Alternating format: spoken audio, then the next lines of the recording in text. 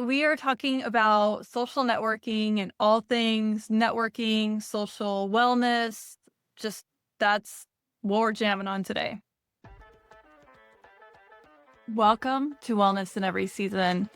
We talk all things wellness to help you align yourself, align with your goals, find balance in your life, and just recalibrate yourself.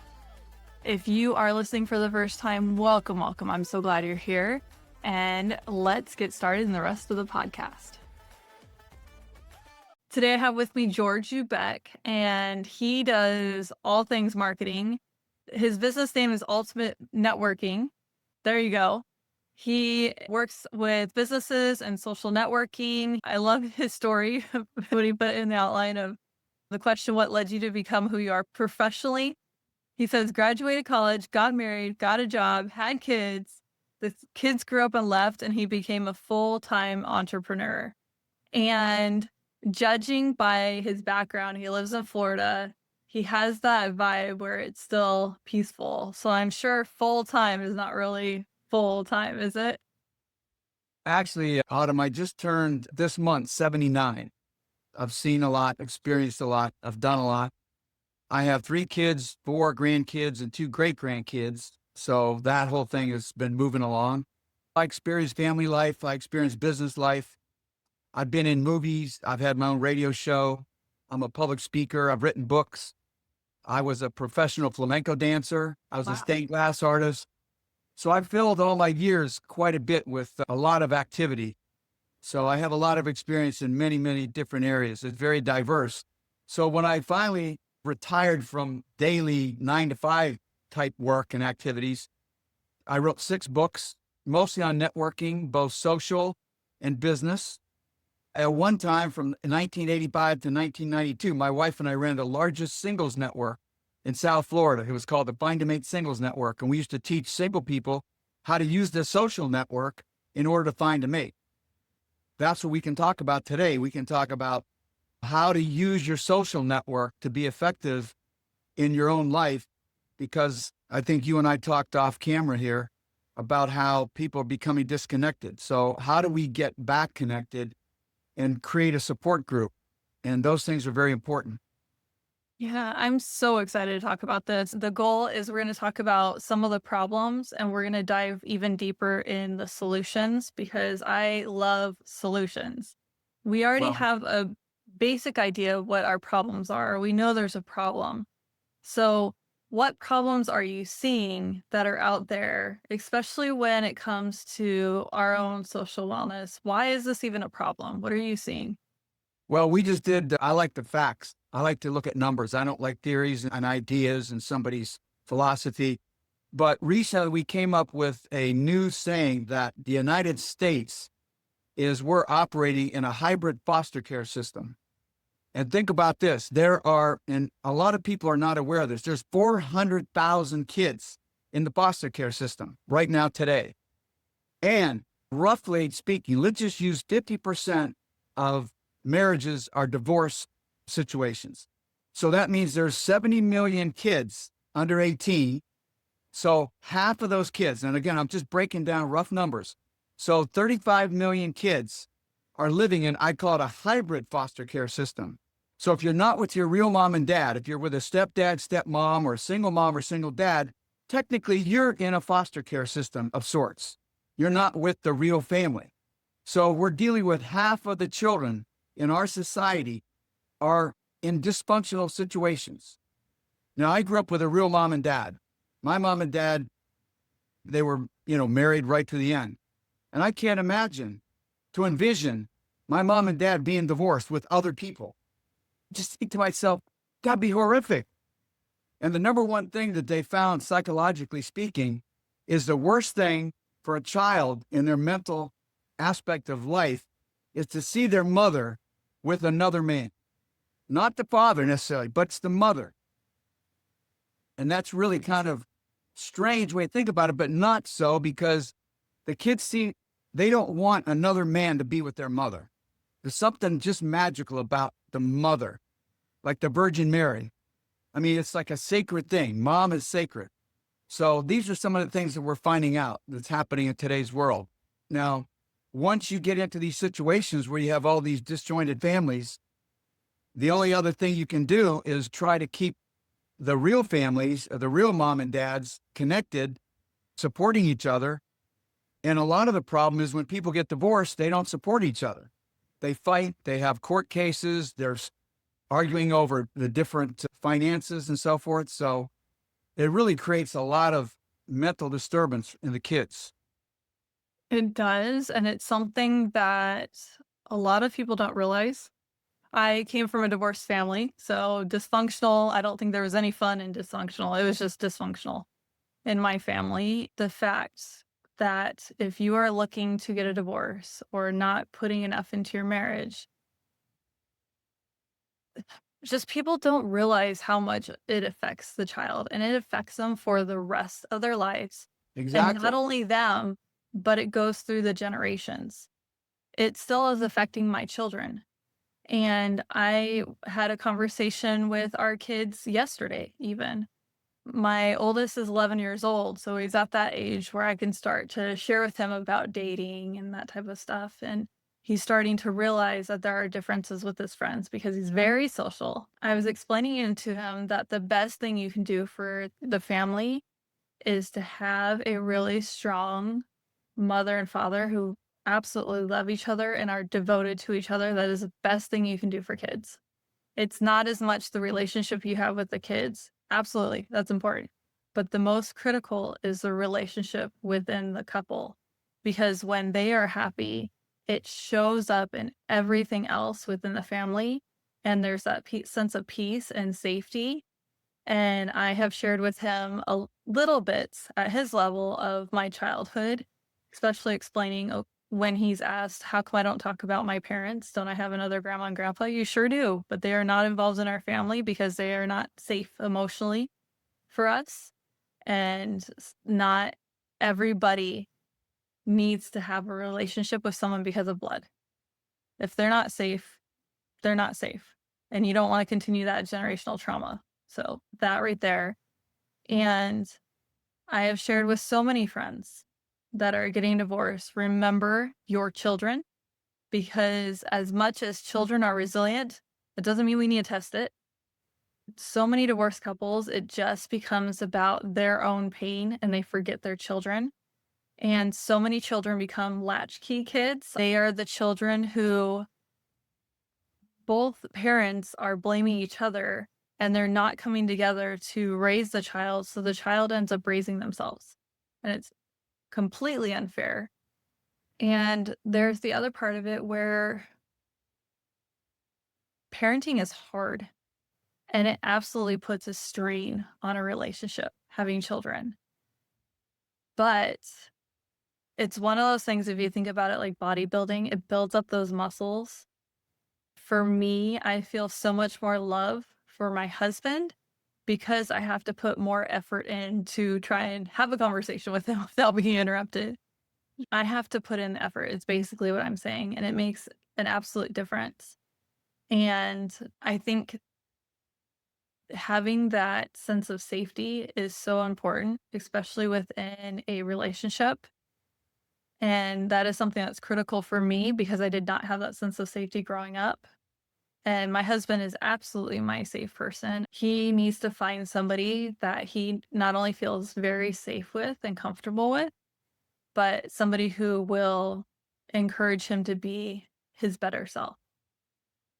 Well, that kind of leads into social networking, which we're going to talk about tonight.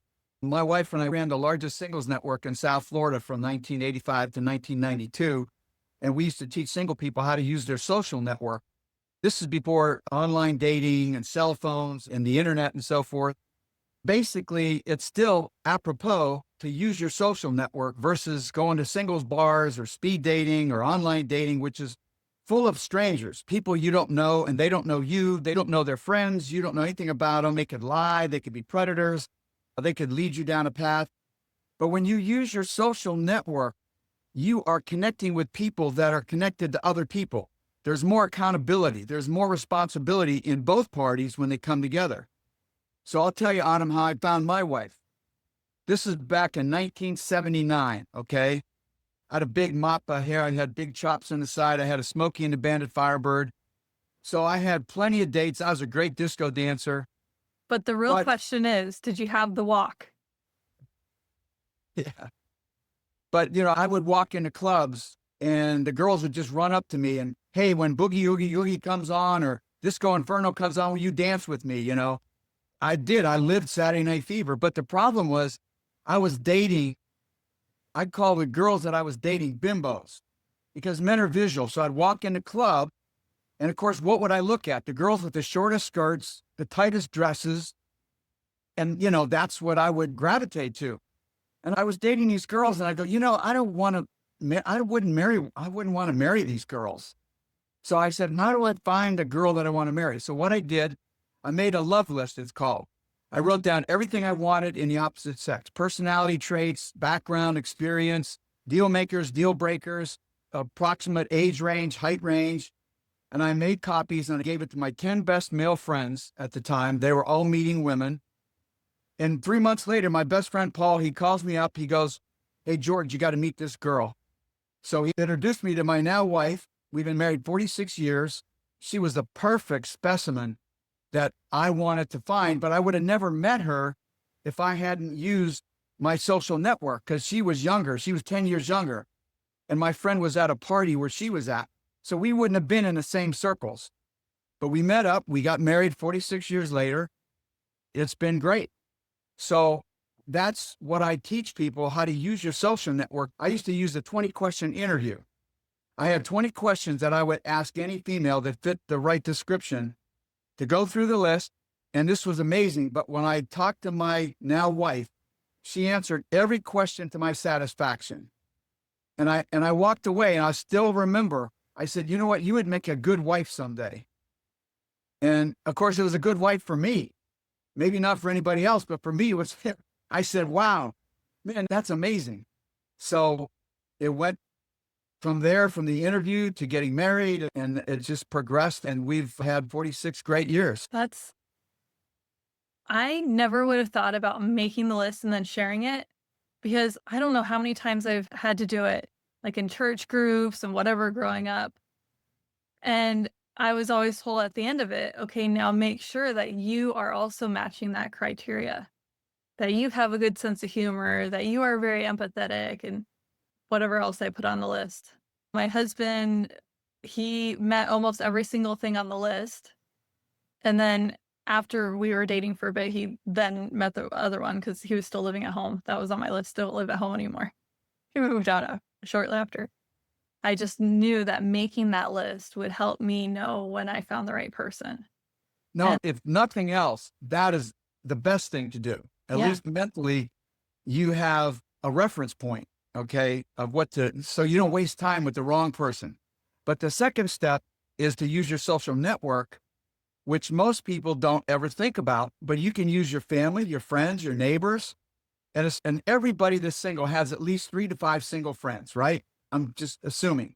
So you can even have a party some night, invite your single friends together and everybody make their love list and share it with each other. Now, here's the other cool part, especially for females. Like if you went out as a female and you saw a guy you were interested in, most females will not or cannot approach that guy. They're not going to just go up there and say, hey, hi, how are you?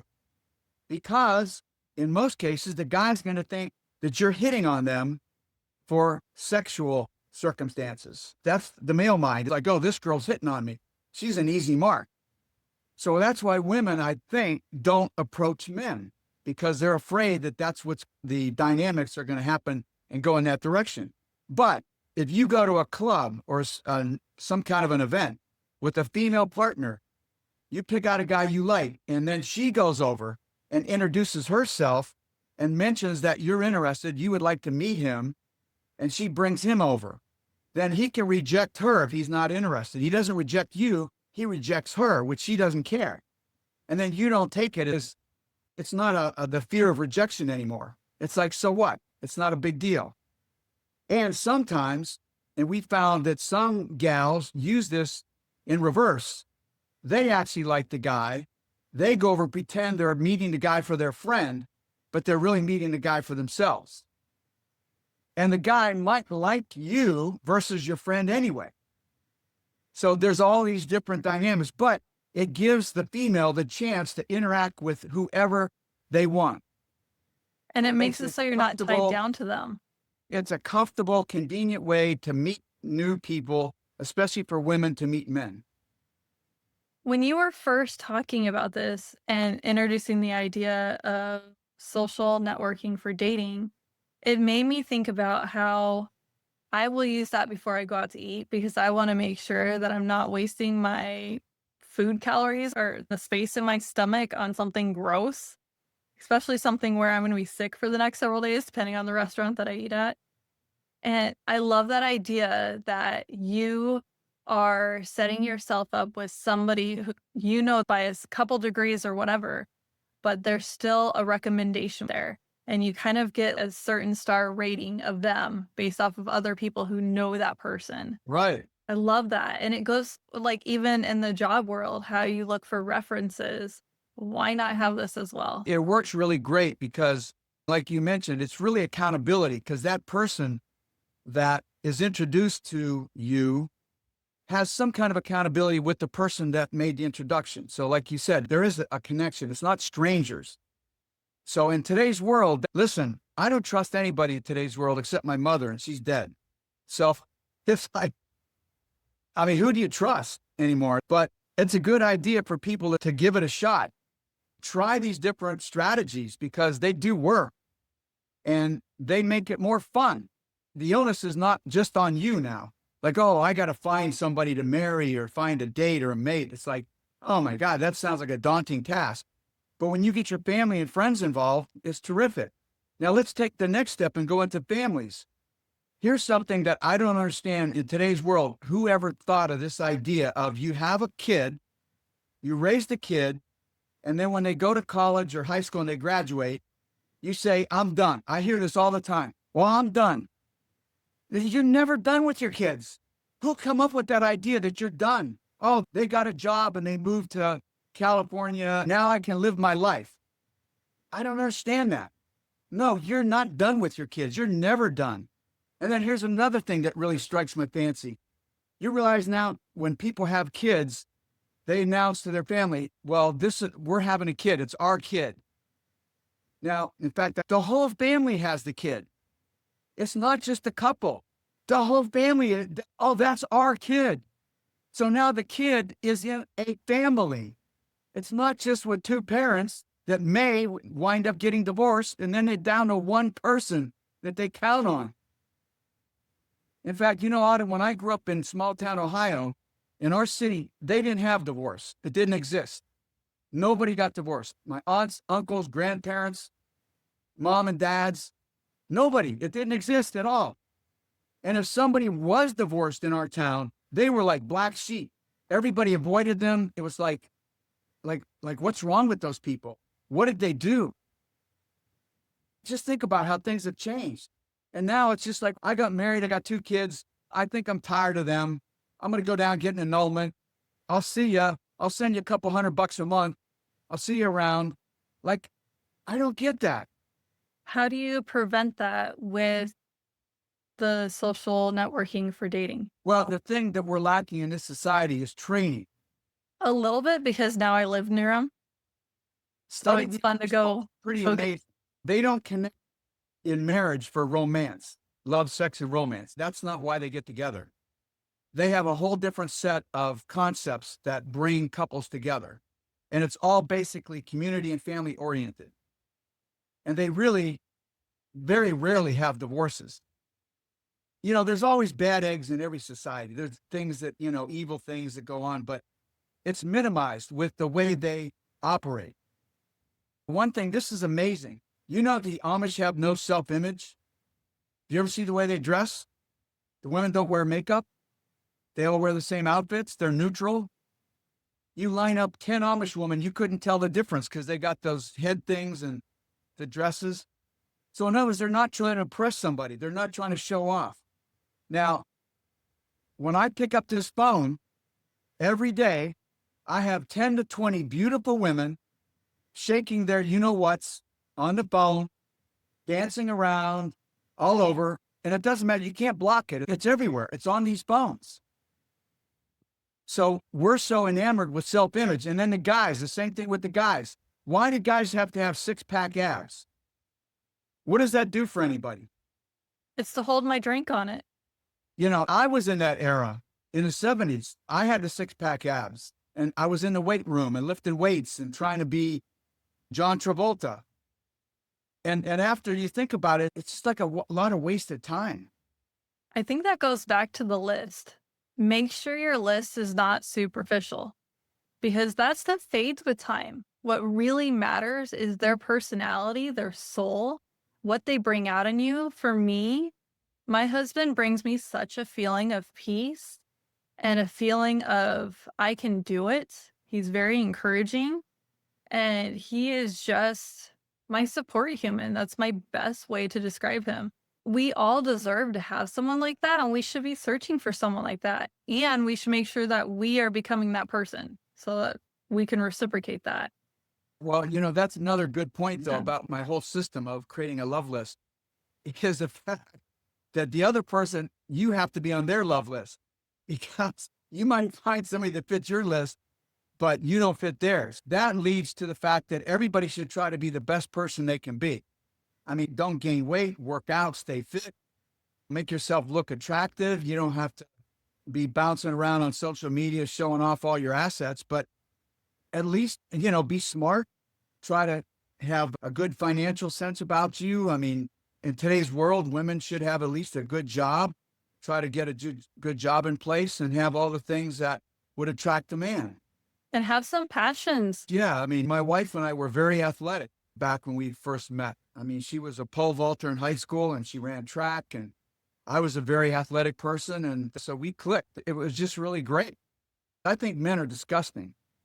Okay. I don't know how women even like men, but what we found out is a woman will like a guy that is respectful and understanding of them, but they don't really like the male species because the male species is not like that. Males are pretty disgusting. Men, when they meet women at first, send their referral partner, not themselves, okay? They send their pseudo selves. So, like, I remember back in the day when I was in the disco days, I would go up and I knew how to talk to women a certain way that would get them excited and stimulated and kind of turn them on. You learn these little tips and tricks on how to manipulate women. So you got to be real careful because I always say, like, men send their representative to meet the girl. They don't really send their real self. So the girl has to get in and find out the real self of the guy, not his representative.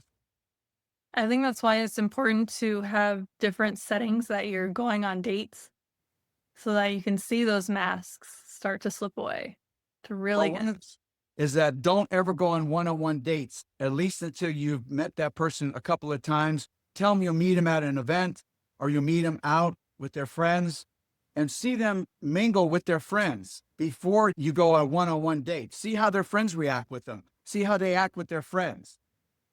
Those things are real important. And then another key ingredient is I always would ask a woman, do you get along with your mother and father? To me, that was like a really strong indicator. If they started complaining about their mother and father, oh, my mother does this and my dad's that. And now I understand if there's an alcoholic or a drug addict or some abusive person, but in general, if you just complain about your mother and father, think about that. So you're complaining about them. What's going to happen to me if I hook up with you? Well, and that goes back to what you're saying. There's so You many were different. talking about how much it's a village that raises children. So make sure that you're going to be okay with this village. See what the dynamic is like there. Yeah, well, that's another key word on them is that you really need a community to raise a kid. You need teachers, you need coaches, you need grandparents, you need uncles, aunts. And sometimes the kids don't relate very well to the mother or the father, but they may relate to the grandfather or maybe an aunt. And it's amazing. So that's why you need this whole family because sometimes you really don't get along with your own kids. And if you live far away, you can build up your own and still call them aunt or uncle. Thankfully, now one of my brother-in-laws lives nearby, so we get cousin time. But we have created our own village, being so far away from family that has Well, been I've seen really. a lot of families that like are spread out. My family's all spread out. So every other Sunday night at 8 o'clock, we do a Zoom call. We invite the whole family and we have a 45-minute to an hour Zoom call. And we usually highlight different people in the family and have them give us an update on what they're doing, what their job is, what their problems are, so we can find out more about everybody. We do that every Sunday Great. during COVID, and it helped because everybody else was getting together, but we were the ones over here alone. So it was really nice to have our kids start being able to connect with family members and know them. And then I also started a family website. It's beckfamily.com. And what we do is we post weddings, anything that happens in the family, births, and people get together for events. So anybody can go to the family website and see what's going on. So there's a lot of different strategies people can do to stay connected. The key is you got to be proactive and stay connected. Even a phone call. Hey, how you doing? Even if there's not a lot of conversation, just to check up on people. I feel like we've hit the biggest part of the dating. So can we switch really quick? I just looked at the time. We don't have a ton of time. But how does this also correlate to finding a job? For this is nothing new. Since time immemorial, the best jobs are found by networking, by knowing somebody that has a business or a job and they recommend, a parent knows somebody that owns a business and they recommend their son or daughter, referrals, recommendations. Those still are the best ways to get jobs. And here's one thing I tell young kids today and everybody, and I tell my two grandkids that are in college, I said, start a database. I said, everybody you meet every day that's of import, your teachers, kids at school, get their name, phone number, email address, and put it into a database and start building your database. Because you never know down the road, 2 years from now, you might want to contact a professor or somebody you met in business for all kinds of reasons, for advice, for resources, for referrals. So that's a key ingredient. Like I have a database of 25,000. And every day I bet I put 5 to 10 new people into my database. And the first thing I ask is, what's your name, address, and phone number? I write it on a clipboard, actually, believe it or not, an old-fashioned clipboard. I carry it with me. And I write their information and I make notes about the person. So a database is so critical to business networking. I don't know how you could live without a great network of people that you know. And then I put them in categories: attorneys, doctors, dentists. Every time I go to a dentist or a doctor, I get all their contact information, their personal email address, and I put it in a database because you don't know when you might want to call him in 2 years and get a second referral on something. Or you'll think of something from the conversation like, oh, hey, I have a book for you. And it's Oh, that, listen, oh, you thought of me. And by the way, I and have that's for an you. important thing is once you build a database, try to help other people. When you find something that's valuable for somebody else, I'm constantly, every day, I bet I send referral information to 3 to 5 people that I see an article on the internet or I see a book or I find something. I go, hey, this person would really, they would love this or this would help them. So help people. Exactly. And what's so great is the more you help people, the more you're helping yourself, especially with those questions that you have where you're like, I can't quite figure out that question fully to even get an answer to that. And then suddenly it just clicks in place while you're helping somebody else out. I love when that happens. And it's one of those, wait, I wasn't expecting this because I'm focusing on them. Why am I getting something? One other important thing about high level networking in business, okay, when you want to talk to the top people, they're very busy and they're hit on all the time from all sides. So what you want to do is get their attention, however that is, and then figure out a way that you can help them. Don't call them up and pitch a product or an idea or whatever. Find out what might interest them or how you can maybe bring them a customer or you can refer them to somebody. Once you start helping somebody at a very high level, they're going to open up and start to listen to you. So the main way to get to the highest levels of networking is try to figure out ways to help people at that level. That makes sense. So there you go. Doing that makes such a difference within your marriage and within parenting. We talked about parenting as well in all these aspects of your life. If you are helping people without strings attached, they are more likely to open up to you in a vulnerable sense, they're more likely to want to help you. We live in such a society where there are so many strings attached that we automatically have that wall come up. And we're like, what's going on here? Can I trust this? The That's what more he we said. help Can you out other trust me? people, our walls come down and their walls start to come down. And that is where we really have that connection with people, that vulnerability. And it's getting to that point, and that's by helping people. Well, I got a tip for everybody that will really maybe change your world. And I started doing this years back when I got older.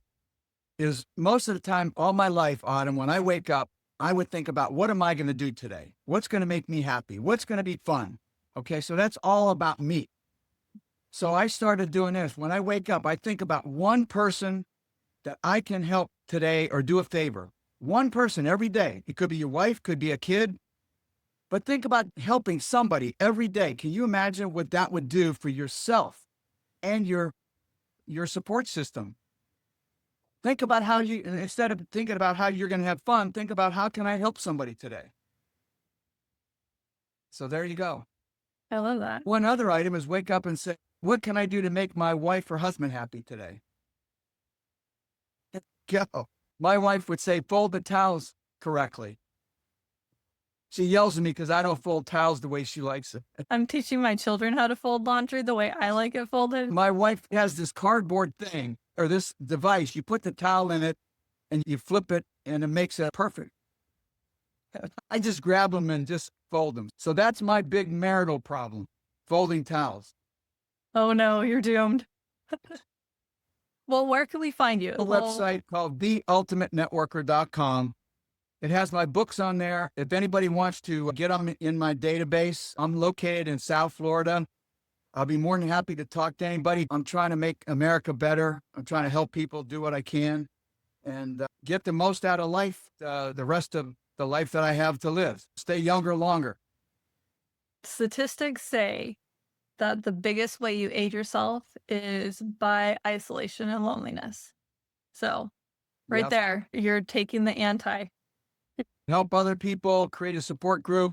Make sure you communicate with your family and you'll have a great life. Exactly. Thank you so much for this. This was amazing, and you covered both the big topics that I wanted to. Well, it was great to be interviewed by you. Thank you. Thank you so much for listening to this episode. I hope that you found the answers that you needed and you had some amazing aha moments. Please share this episode with others because it helps us align ourselves and then better align the world so that we can seek the healing that we really are looking for. As part of the legal language, I am a certified life coach with a bachelor's in applied health. That is what I am leaning on for this. This is general advice. Take it as such.